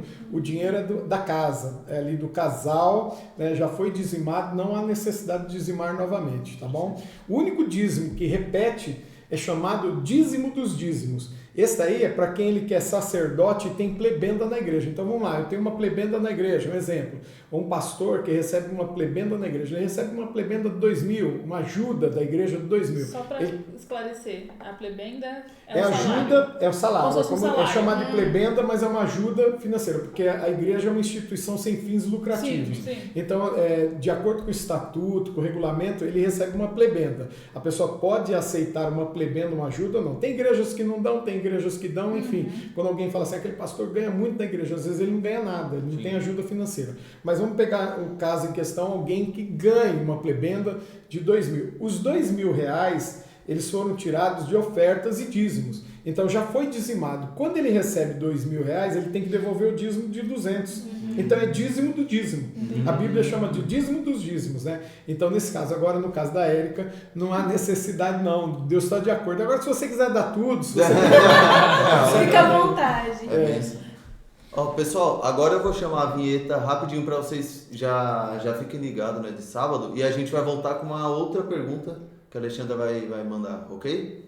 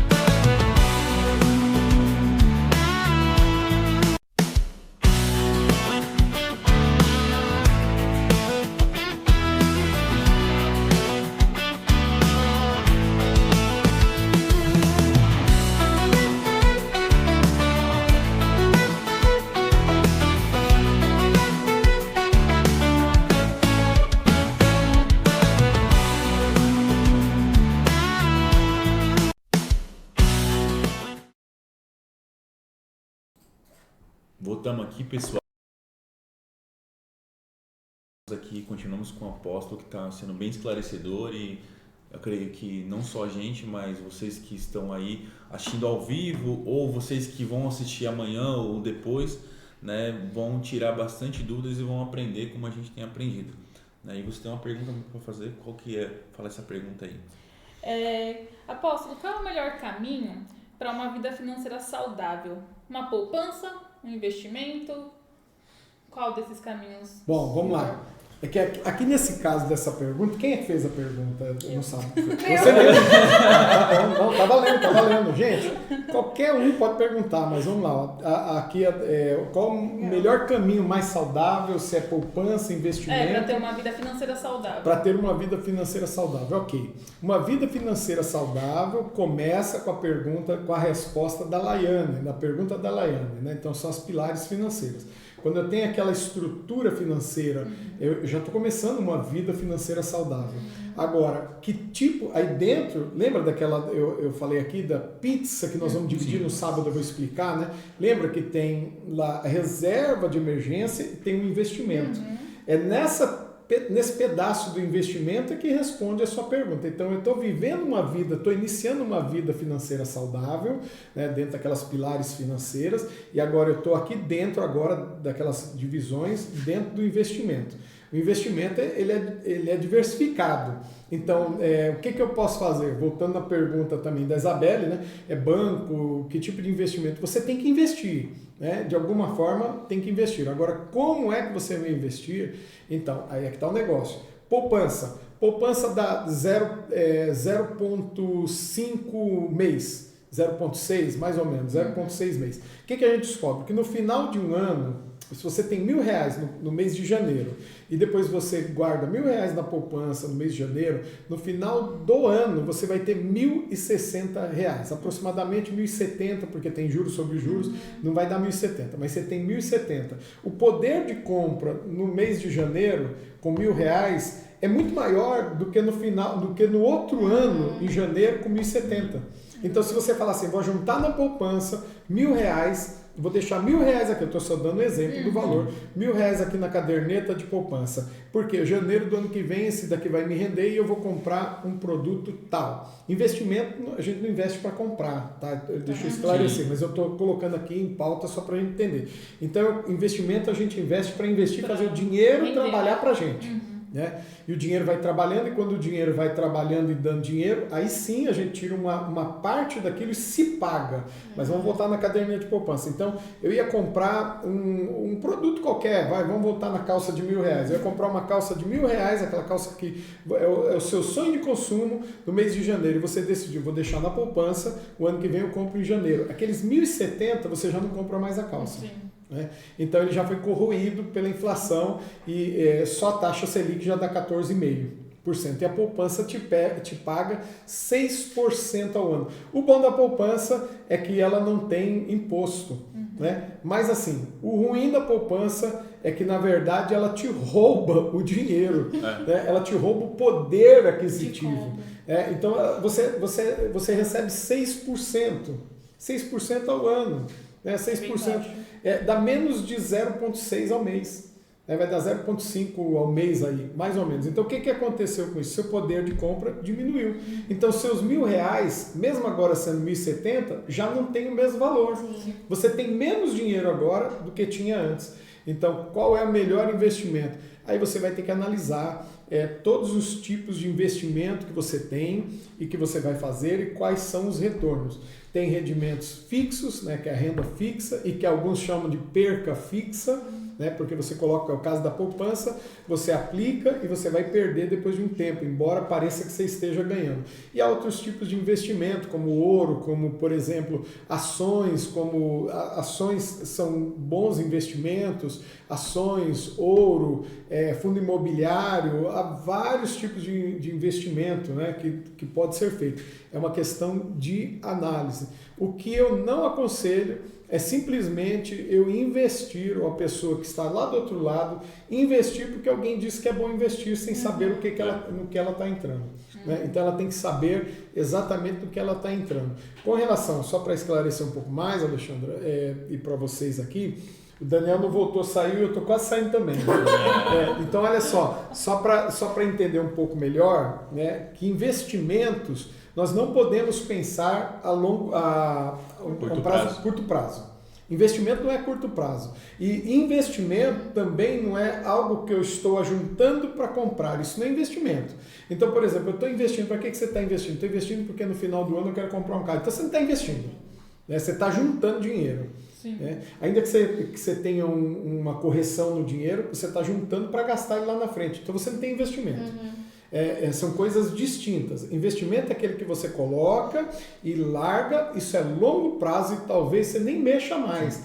Por quê? Porque aquele investimento, novamente eu volto aí, e aqui ó, o livro aqui, ó, quem vai ganhar aqui vai ser Felizardo, porque fala sobre isso. É fazer o dinheiro trabalhar para você. Sim. Agora imagina só, você vai lá para o seu serviço, veterinária, viu, gente? Então, olha só, você vai lá, trabalha, no outro dia trabalha, eu acho que trabalha, né? Muito. Trabalha muito. E aí, no final de um período, você recebe os pagamentos que lhe são devidos, né? Tudo bem, ok. Aí você, imagina só, se você tem um investimento, algo que você não vai mexer, mas que está te proporcionando ganhar a mesma quantia que você ganha trabalhando. Qual você prefere? Receber sem trabalhar. Com certeza. Porque, na verdade, mudou a chave. Mudou a chave e fez o dinheiro trabalhar para você. E o que a gente faz? A gente trabalha pelo dinheiro e fica, eu já dei vários exemplos, né, em alguns seminários, palestras que eu dou, igual cachorro correndo atrás do rabo. Então tem muita gente correndo atrás do dinheiro, ela precisa do dinheiro, todo mundo vai dizer que precisa do dinheiro, eu quero um outro salário, um outro emprego. Vamos fazer o seguinte, 3 empregos para melhorar de vida. Né? Eu quero menos emprego e eu quero mais dinheiro trabalhando para mim. É o dinheiro que tem que trabalhar para nós. Isso é investimento. Sim. Isso é investimento. É quando você começa a fazer o dinheiro trabalhar para você.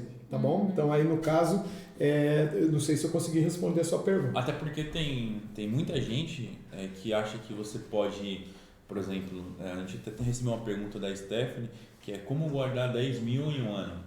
Você vai até conseguir guardar, mas não vai ser um investimento, né? Você está guardando, por exemplo, para comprar um carro, para investir. Aí não é investimento. Para investir, por exemplo, como a gente falou. Não sei se é a pergunta dela, mas não é investimento. Sim. Se eu guardo para gastar, mas peraí, eu quero gastar, né? Se eu estou guardando dinheiro para quê então? Aí é que está a mudança de mentalidade. Eu estou aportando, né? Eu faço um aporte do dinheiro para um investimento para que lá na frente ele comece a trabalhar para mim. Então vamos lá. Eu acho que tem uma pergunta que eu vi aí, da própria Stephanie, que ela fala sobre impostos, tem que pagar impostos, tem que pagar... Eu dei uma lida nessa pergunta. Essa é uma pergunta da Emily. Ela diz assim, de que forma eu posso me organizar a minha vida pensando que existe as responsabilidades de pagar impostos, contas e outras responsabilidades? Certo. O imposto no Brasil, ele é altíssimo, é o país que mais imposto tem. Então, o camarada plantou lá o milho, né? E aí ele plantou o milho, para ele plantar o milho, ele teve que comprar inicialmente milho, adubo, um monte de coisa, ele pagou imposto, aí o milho nasceu, ele colheu, aí ele vendeu para algum lugar que vai repassar isso daí, né, pro produtor é quem produz, agora é o fornecedor, distribuidor, ele vai pagar imposto, porque ele vendeu, ele tem que recolher imposto, o distribuidor vai vender, vai ter que pagar imposto, você vai comprar o milho em algum lugar, você vai pagar, o imposto está lá, então quer dizer, é imposto sobre imposto. Sim. Quando nós falamos aqui, quando a Emily fala de imposto tem quase todos os lugares. Agora, por exemplo, existem investimentos que eles dão, e Luiz Barsi Filho ele fala sobre isso, né? Mas não só ele, nós falamos também, existem lugares como, por exemplo, ativos, ações, como, por exemplo, grandes empresas como Petrobras, Banco do Brasil, Banco Bradesco, é uma grande empresa. Você não vai colocar o seu dinheiro no banco, mas existem ações dessas empresas que pagam dividendos. E dividendos, por enquanto, não tem imposto.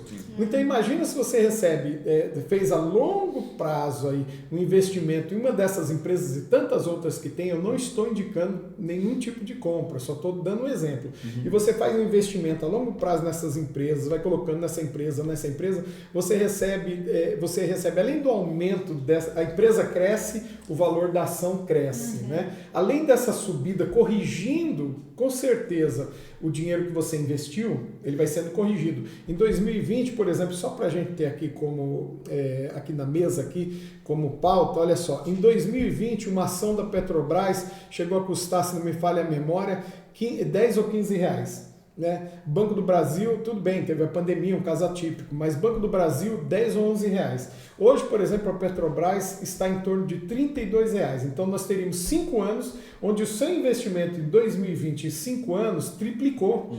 Né? Houve então, triplicou. Agora, olha só que disparidade é essa. Por exemplo, em 2020, 21 e 22, a Petrobras pagou de dividendos R$ 6,50 por cada ação. Ela custava 15 e pagou 6,50. Pagou 50% quase. 50%. Então, para cada 15 reais que você tinha na época, ela te pagava 6,50. E outra coisa, esse valor que é chamado de dividendos não tem recolhimento de imposto. Então o dinheiro está trabalhando para você. É o líquido, né? Está trabalhando para você e você não recolhe imposto. Por isso que quem paga mais imposto é o pobre, porque ele não conhece o caminho onde os impostos não são pagos. Então, o que ele paga imposto? Ele paga imposto no telefone, ele paga imposto no CDI, ele paga imposto no banco, ele paga imposto no telefone, ele paga imposto em tudo quanto é lugar. E tudo por causa de uma ostentação. E o rico, na verdade, ele faz o quê? Ele coloca o dinheiro lá e faz o dinheiro trabalhar para o dinheiro. Emily, só respondendo a sua pergunta, então, volta para a minha pergunta que eu não... Vamos lá. De que forma eu posso organizar a minha vida pensando que existe as responsabilidades de pagar impostos e contas? Isso. Então, você vai organizar como? Exatamente no sábado eu vou explicar. Você vai fazer essa divisão. Então, a divisão que eu falei aqui, a divisão é figurado, uma pizza, né? Então, o que é? 10% para Deus e depois a gente vai separar. Tem que ter um investimento. Esse investimento, além daquela reserva emergencial, mesmo você sendo solteiro, morando com os pais e tudo mais, tem que ter a reserva emergencial. Se você for mandado embora, como é que você fala para o pai e para a mãe? Eu sei que eles vão fazer isso, né? Mas aí você fala assim, então fui mandado embora e agora tem faculdade, tem tudo que eu preciso e eles vão arcar com tudo isso. Então já tem que crescer com essa educação financeira, gerando uma reserva emergencial. E o investimento também. Ela começa agora com investimento, ela não paga imposto para investir. Agora, investimentos que lhe dão dividendos, lógico, precisa de um curso, precisa de um estudo e tudo mais, que lhe dão dividendos, o dinheiro vai trabalhar para você, vai fazendo dinheiro. Ah, mas faz pouco, porque se você está colocando pouco, é proporcional. Sim, sim. Né? Imagina, como o caso citado aqui, se ela pagava 6,50, não é o caso hoje, mas se ela pagava 6,50, quase 50% daquilo que você tinha lá, 15 reais, quase 50%, não chega a 50%, mas vamos lá, se ela pagava quase 50%, qual é o investimento que te dá quase 50%? Nem um ano. Tá difícil. Você recebe em um mês algo que você não recebe em lugar nenhum, nem banco, nem em lugar nenhum, 50%. Você acabou de falar, poupança 0,5 ao mês. Isso, 0,5 ao mês. Então é isso. Então, respondendo a pergunta dela, começa fazendo agora. Tem que dar o primeiro passo, tem que abrir a conta. Eu ensino meus filhos a fazerem isso. Ambos têm conta. Abre a conta, tá aqui, ó, separa. É do Senhor, faz isso e investimento. Porque daqui 20 anos eles vão ter um investimento que é sementinha sendo plantada agora. E uma hora o dinheiro vai estar trabalhando para eles. Isso vai dar uma larga possibilidade de não estar em dívida. Agora, aquele investimento não é para comprar. Estou investindo para comprar um computador, estou investindo para comprar um iPhone. Aí não é investimento. Agora é um planejamento, né? Desculpa. É um planejamento. Agora uma polêmica. Pode falar. A gente está olhando para um cenário bom, mas e num cenário ruim de dívidas? Boa. E se eu sou um jovem que meti os pés pelas mãos, comprei mais do que eu podia, gastei mais do que eu podia, como eu reverto essa situação? Pagando as dívidas. Né? Então, primeiro, eu não consigo investir se eu tenho dívida. Né? Investimento faz parte da educação financeira. Agora, você entrou no endividamento porque não houve um gerenciamento, aquelas tal das pilares financeiras. né? Então, olha só, não houve um gerenciamento de dívidas, né? de gastos, de despesas. Entrou numa questão financeira em dívida. Então, eu começo a olhar para a dívida, o que é que eu entrei? Eu entrei em dívida, vamos lá, vou dar um exemplo, eu tenho uma dívida de 5 mil, eu ganho 1.000, então agora eu começo a amortizar, né? Eu vou fazendo uma amortização da dívida, né? Isso aí é negociável. E aí eu vou fazendo essa negociação das dívidas e vou tentando quitar as dívidas. Eu só começo então um tempo de investimento não entrando em novas dívidas, estando limpo de dívidas, aí eu começo agora com a educação financeira, os pilares, gerenciamento de gasto, as minhas necessidades, as minhas prioridades, aí eu começo a colocar tudo ali. E diante disso, aí eu vou fazendo o investimento, aí vai dar certo. Legal. Isso até é uma pergunta, tem uma pergunta que é bem relacionada a isso, acho que vale a pena a gente ouvir, que é a pergunta do Natan. Será que a gente consegue ouvir? Olá, boa noite, a paz do Senhor a todos, tudo bem? Eu gostaria de saber qual a melhor conduta quando a gente quer acumular uma reserva, mas nós também temos dívidas, contas a pagar e às vezes até contas em atraso. O mais correto é primeiro quitar as dívidas para depois começar a acumular a reserva, ou eu começo acumulando a reserva e depois vou negociando essas dívidas e pagando as contas aos poucos conforme a disponibilidade do meu orçamento mensal. Olá, boa noite, a paz do Senhor a todos, tudo bem? E sobre essa questão, apóstolo? Acho que é bem relacionado com o que o senhor vinha falando, né? Sobre endividamento, acho que tem relação. Já soltou, já está ao vivo aqui, eu estou aqui lendo. Ó, lembrando que eu não tenho aqui o áudio das perguntas, né? Vou pedir só para você repetir. Eles ouviram, né? Mas repete para mim. O Natan, ele falou assim: eu gostaria de saber qual a melhor conduta quando a gente quer acumular uma reserva, mas nós também temos dívidas, contas a pagar e às vezes até contas em atraso. O que é mais correto? Primeiro quitar as dívidas? Respondi agora há pouco. Respondi agora há pouco. O mais correto é pagar, quitar. Imagina que você esteja fazendo um pseudo investimento para depois pagar as dívidas. Então não é investimento, lembra? Eu falei aqui, estou fazendo investimento para comprar um carro, para comprar uma casa. Não é investimento, gente. Você está guardando dinheiro para comprar algo, então tem dívida, tem tudo. Eu vou juntar dinheiro para pagar a dívida. Pode ser que a dívida, por exemplo, cartão do banco, né?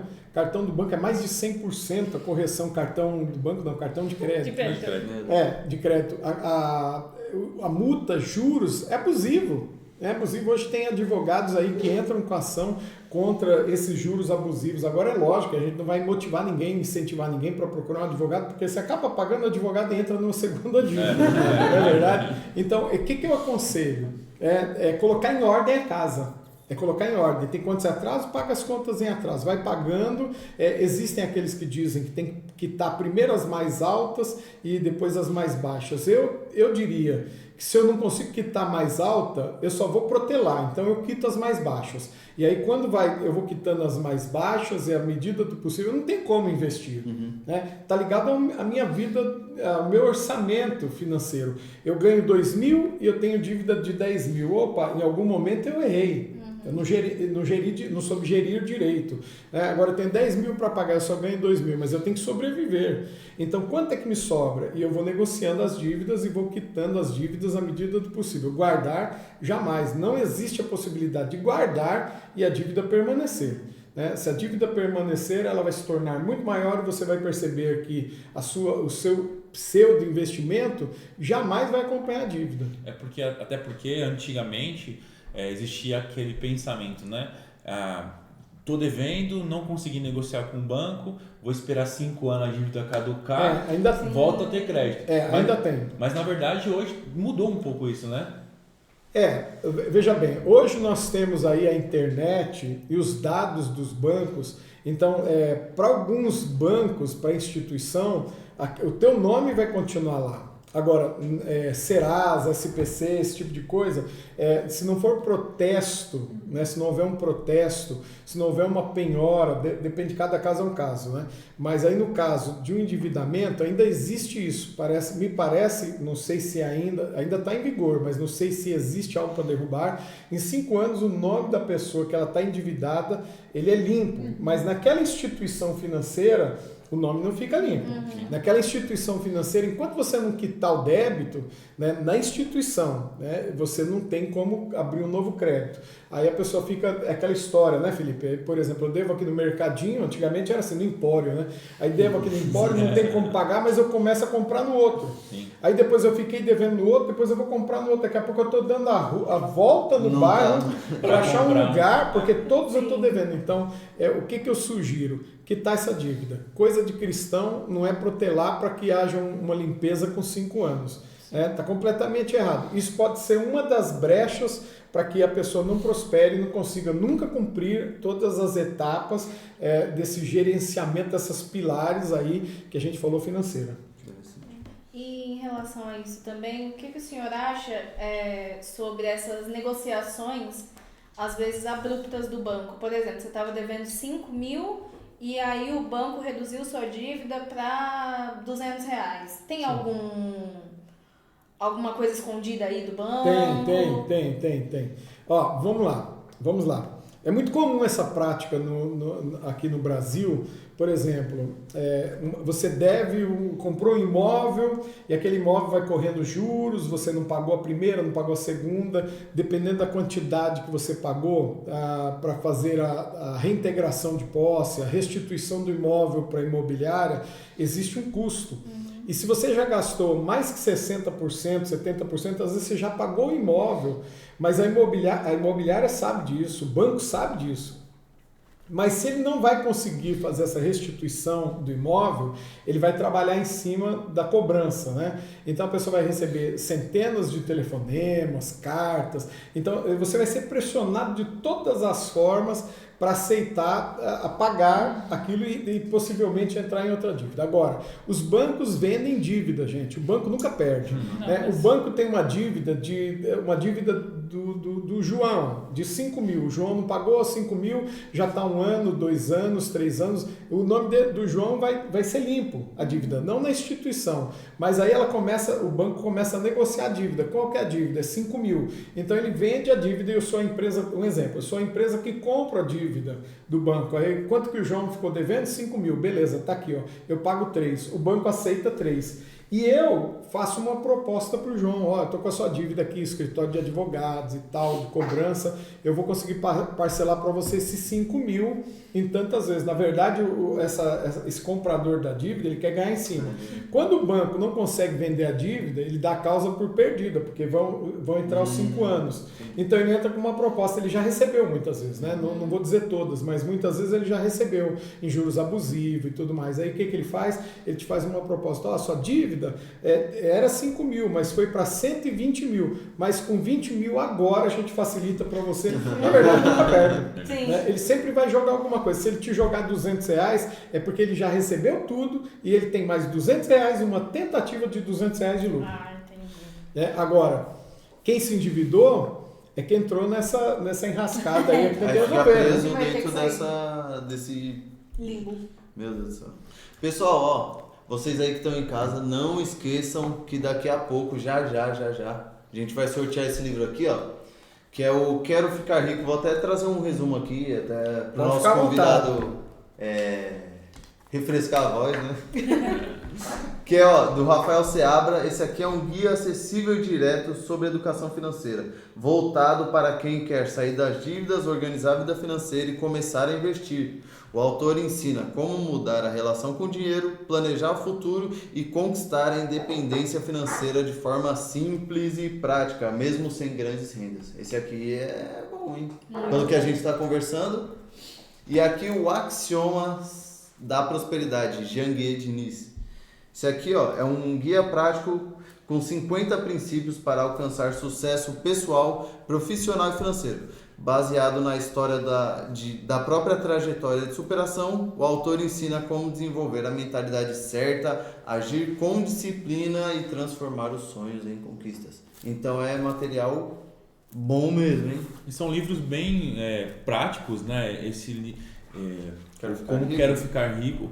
Quero Ficar Rico é um livro que tem poucas páginas. Isso aqui é muito rápido a leitura. Em coisa de uma semana no máximo, você lê e consegue começar a praticar, que é o mais importante, né? Porque eu acredito que todo esse conteúdo que a gente está tendo aqui com o apóstolo vai ser de mais valia se não só ficar num vídeo ou aqui, mas que a gente coloque em prática, né? E por isso que a gente até separou esse conteúdo nesse podcast no próximo sábado, para que vocês consigam aprender e usufruir o máximo. Exatamente. Possível. Porque é muito importante. Então não esqueçam, sábado, 19h30, essa palestra vai ser super, super rica. Na verdade, já trocadilho aí, mentalidade da riqueza, certo? Nós vamos... Muitas perguntas que talvez não foram respondidas hoje por causa do tempo, pode ser que sejam respondidas na palestra. Você pode até fazer pessoalmente. Isso. E se você quiser trazer mais pessoas também, sinta-se à vontade. O CNX está super aberto para receber todos vocês. Então, antes da gente fazer o sorteio, eu quero agradecer aqui ao apóstolo, a generosidade, né, na verdade, de estar aqui com a gente. Muito obrigado. Muito obrigado de verdade. Eu tenho certeza que, como a gente aqui aprendeu demais, tivemos esse privilégio, vocês também aí tiveram a oportunidade. Como eu penso, às vezes foi uma fagulha assim, que foi plantada uma semente nesse assunto que, poxa, não tem como fugir, que é finanças. Que a gente comece a buscar mais o conhecimento e as estratégias certas, né, de mudança de vida, mudança de mentalidade e uma riqueza para não viver sempre nessa pindaíba, meu Deus. E a gente já está mudando, graças a Deus já somos uma igreja próspera e tenho certeza que vamos ser ainda mais. Muito bom. Posso deixar as considerações finais? Quero sim, eu quero agradecer a todos que puderam acompanhar, mesmo aí com a queda da internet, o problema, a demora da internet, mas vão assistir esse vídeo, pode assistir de novo. Quero agradecer a vocês também, o pessoal da CNX que está aqui à frente da conexão, Alexandre, Felipe, Tati, Daniel e o Gustavo que está lá do outro lado. Na direção ali de imagem, áudio. Culpado é ele, gente, se alguma coisa errada. Né, Gustavo? Mandem mensagem aí. Eu quero agradecer a vocês imensamente. Sábado nós temos um compromisso, então, aqui. Eu estou aqui justamente para servir. Naquilo que eu puder, eu não estou aqui para denegrir banco, denegrir nenhuma instituição, mas nós temos que falar a verdade, né? Então eu acho que a verdade foi dita e talvez muito mais no sábado. Sim, né? No sábado nós vamos ter oportunidade. Eu não sei se vocês vão abrir condição para eles perguntarem. Então, fica à vontade para me colocar contra a parede, tá bom? Eu gosto de pressão. Eu trabalho bem na pressão, né? Então eu gosto, não tem problema. Pode fazer a pergunta. Então, venha o sábado, pelo amor de Deus, então. E aí, qual que a gente vai sortear primeiro? E aí, eu acho que vocês... Pode ser sim. Aqui, ó, Quero Ficar Rico vai ser o primeiro a ser sorteado. Certo. Quem ganhou? Emily ganhou o primeiro livro. Quero Ficar aqui, Rico. Ó. Venha retirar na Disputou muito com o Mike. Venha retirar na rua Piraju 139, sábado, 7h30. Que é seu, Emily. Agora vamos pro segundo. Se cair na Emily de novo, a gente sorteia mais uma vez. Axiomas da Prosperidade. Vamos lá.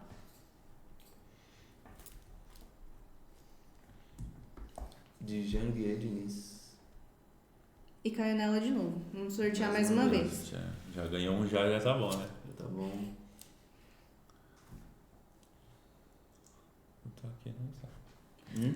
Mike, Michelangelo ganhou o outro livro, Axiomas já da vai entrar no casamento aprendendo. Aí, já pegou os Axiomas da Prosperidade, Michelangelo, Mike. E Quero Ficar Rico, Emily. Então, sábado, 19h30, pelo amor de Deus, venham, tragam seus amigos. Mais uma vez, obrigado, apóstolo, Tamo junto. pela generosidade aí.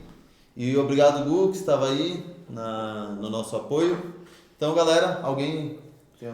Só para reforçar que se você conhece alguém que precisa aprender sobre esse conteúdo, alguém que precisa entender sobre a mentalidade da riqueza, sobre finanças, algum amigo seu que você sabe que gasta dinheiro a rodo, né, ou alguém da sua família, encaminhe esse vídeo para ele, para que ele possa não somente acompanhar esse podcast que nós tivemos hoje, mas acompanhar também os nossos cultos, né? Aproveitando para falar que amanhã às 20 horas nós teremos o nosso culto, o último dia da campanha, né? E eu creio que dessas outras quartas já tem sido poderoso e vai ser mais um dia top. Experimentando os frutos da fé. Maravilhoso. Olha, vai ser top demais, né?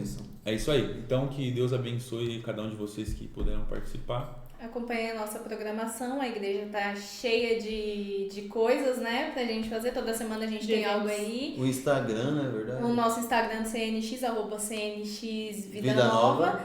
E estejam com a gente.